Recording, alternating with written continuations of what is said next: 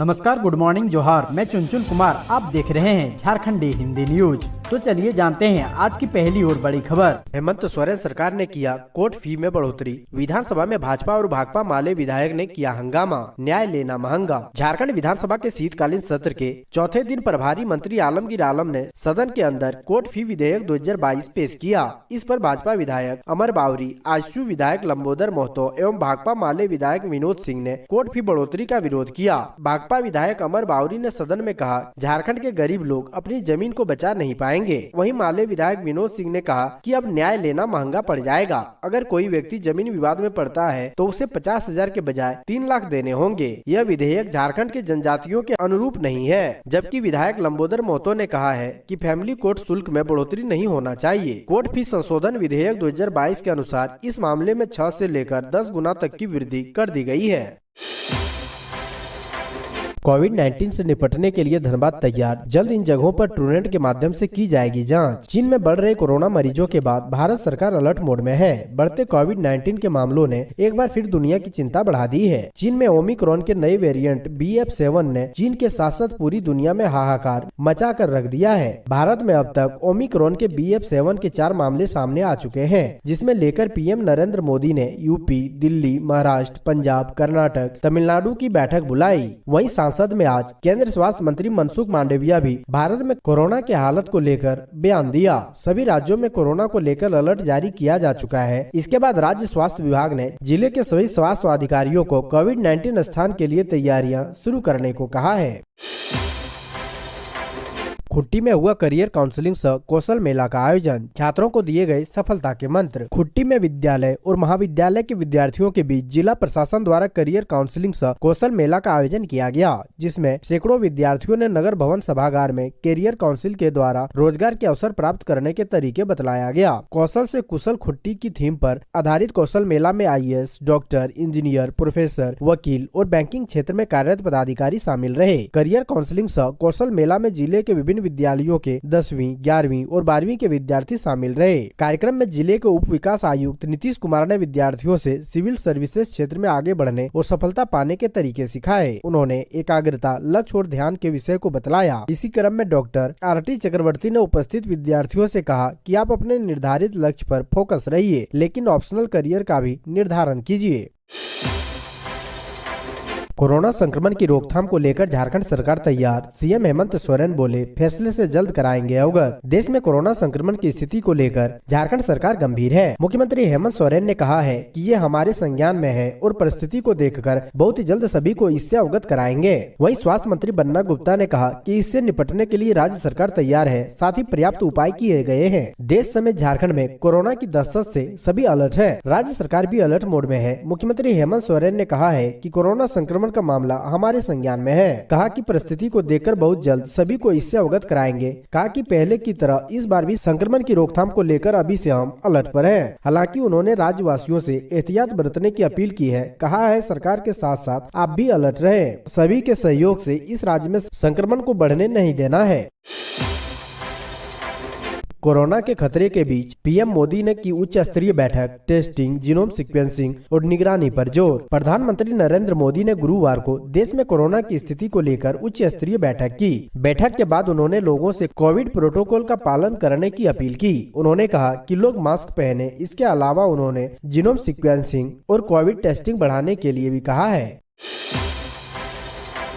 Latehar police को मिली बड़ी कामयाबी, भाकपा माओवादी का कमांडर गिरफ्तार। लातेहार पुलिस को बड़ी कामयाबी मिली है। पुलिस को उस वक्त बड़ी कामयाबी मिली जब भाकपा माओवादी के कमांडर रविंद्र गुंजू अपने दस्ता के साथ किसी बड़ी घटना को अंजाम देने के लिए जा रहा था। घटना को लेकर रविंद्र गुंजू चंदवा थाना क्षेत्र के हेसला बांजी टोला क्षेत्र में जमा हुआ था, जिसकी सूचना लातेहार के SP अंजनी अंजन को मिली। सूचना के उपरांत उन्होंने एक टीम गठित की, जिसके बाद टीम छापेमारी करने मौके पर पहुंची। टीम को मौके पर जाता देख नक्सली वहां से तितर बितर होने लगे। उसी क्रम में भाकपा माओवादी के 10 लाख का इनामी नक्सली मुनेश्वर गुंजू को पुलिस ने धर दबोचा। बता दें कि मुनेश्वर गुंजू के पास से लेवी का 53,000 रुपए बरामद किया गया है। मामले में लातेहार के SP अंजनी अंजन ने अपने कार्यालय में प्रेस वार्ता कर इसकी जानकारी दी।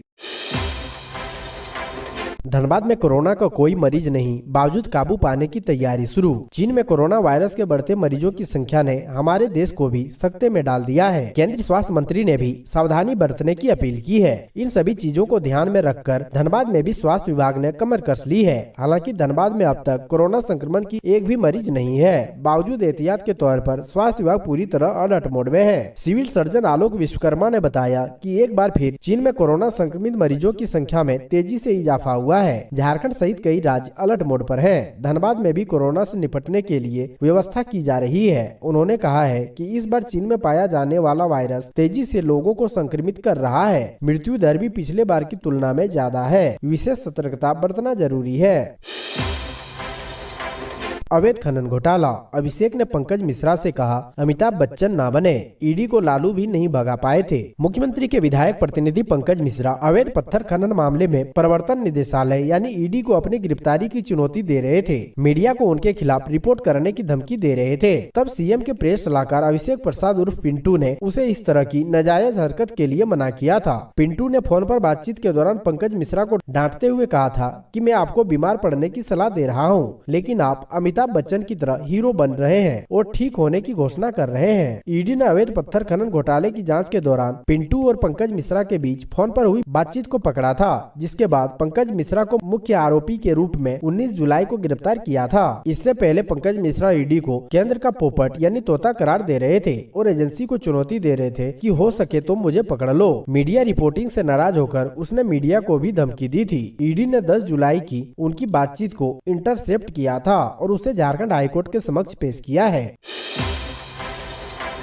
विधानसभा में विपक्ष का हंगामा, महाधिवक्ता को बर्खास्त करने और आरोपों की सीबीआई जांच कराने की मांग। झारखंड विधानसभा के शीतकालीन सत्र के चौथे दिन सदन में विपक्ष ने महाधिवक्ता को बर्खास्त करने और उन पर लगे आरोपों की सीबीआई से जांच कराने की मांग की। सदन की कार्रवाई शुरू होते ही भाजपा विधायक बिरंची नारायण ने कहा कि महाधिवक्ता अपराधियों को मदद पहुँचा रहे हैं, वहीं उन्हें अविलंब बर्खास्त किया जाए, आरोपों की सीबीआई से जाँच कराई जाए। गौरतलब है कि सीएम हेमंत सोरेन के प्रेस सलाहकार और महाधिवक्ता के बीच बातचीत का एक कथित ऑडियो वायरल हुआ है। इस बातचीत का ऑडियो ईडी ने अपनी चार्जशीट में दिया है। ऑडियो की बातचीत से साफ हुआ है कि महाधिवक्ता ने ईडी के अभियुक्त पंकज मिश्रा को मदद पहुंचाने में भूमिका निभाई है। मामले की सीबीआई जांच की मांग को लेकर भाजपा के विधायक वेल में पहुंच गए, हंगामा शुरू कर दिया। हंगामे के बीच विधायक रामचंद्र सिंह ने पलामू प्रमंडल में हाथी और तेंदुआ का आतंक, इरफान अंसारी ने जामताड़ा में बिजली की समस्या का मामला सदन में उठाया।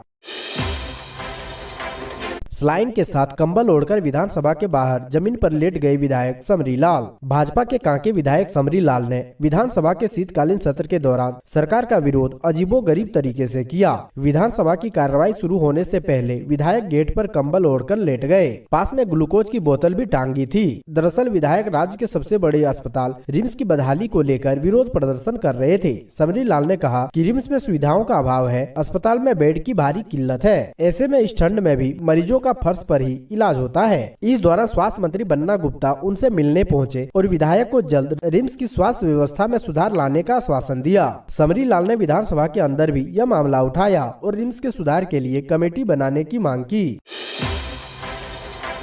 रामगढ़ उपायुक्त ने की समीक्षा बैठक, पर्यटन स्थलों के विकास पर जोर। उपायुक्त माधवी मिश्रा की अध्यक्षता में गुरुवार को समाहरणालय में विकास कार्यों की समीक्षा की गई। इस दौरान अनाबद्ध निधि, पर्यटन विकास और डीएमएफटी के माध्यम से हो रहे विकास कार्यों पर विशेष तौर पर चर्चा की गई। पतरातू प्रखंड अंतर्गत पलानी झरना को पर्यटन के क्षेत्र में विकसित करने को लेकर उन्होंने जरूरी दिशा निर्देश दिए। उपायुक्त कार्यपालक अभियंता पेयजल एवं स्वच्छता प्रमंडल से पलानी झरना में पेयजल एवं शौचालय की व्यवस्था करने के साथ अब तक हो चुके कार्यों की जानकारी ली। वहीं उपायुक्त ने पलानी झरना तक पहुंच पथ के निर्माण, रामगढ़ पटेल चौक के पास माया टुंगारी पहाड़ के सौंदर्यीकरण, पर्यटन स्थलों में साइनेज बोर्ड हेतु अधिकारियों के साथ चर्चा करते हुए आवश्यक दिशा निर्देश दिए।